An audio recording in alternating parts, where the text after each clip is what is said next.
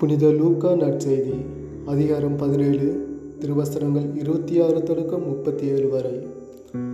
அக்காலத்தில் இயேசு தம் சீடர்களுக்கு கூறியது: நோவாவின் காலத்தில் நடந்தது போலவே மானிட மகனுடைய காலத்திலும் நடக்கும்.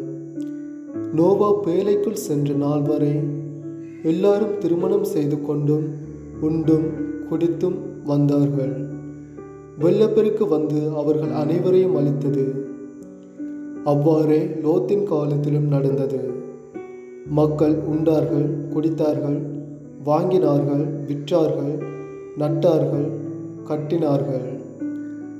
லோத்து சோதோமை விட்டு போன நாளில் விண்ணிலிருந்து பெய்த தீயும் கந்தகமும் எல்லாரையும் அழித்தன.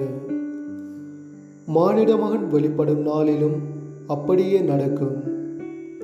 அந்நாளில் வீட்டின் மேல்தளத்தில் இருப்பவர் வீட்டிலுள்ள தம் பொருட்களை எடுக்க கீழே இறங்க வேண்டாம். அதுபோலவே வயலில் இருப்பவர் திரும்பி வர வேண்டாம். லோத்தின் மனைவியை நினைத்து கொள்ளுங்கள். தம் உயிரை காக்க வழி தேடுவோர் அதை இழந்து விடுவர். தம் உயிரை இழப்போரோ அதை காத்து கொள்வார். நான் உங்களுக்கு சொல்கிறேன், அந்த இரவில் ஒரே கட்டிலில் இருவர் படுத்திருப்பார்.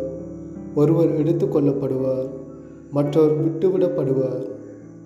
இருவர் சேர்ந்து மாவரைத்து கொண்டிருப்பார். ஒருவர் எடுத்து கொள்ளப்படுவார், மற்றவர் விட்டுவிடப்படுவார்.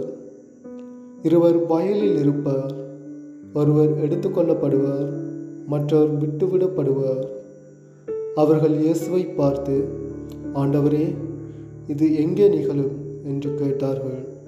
அவர் அவர்களிடம், பிணம் எங்கே இருக்கிறதோ அங்கேயே கழுகுகளும் வந்து கூடும் என்றார். இது இயேசு கிறிஸ்துவின் நற்செய்தி. கிறிஸ்துவே உமக்கு புகழ்.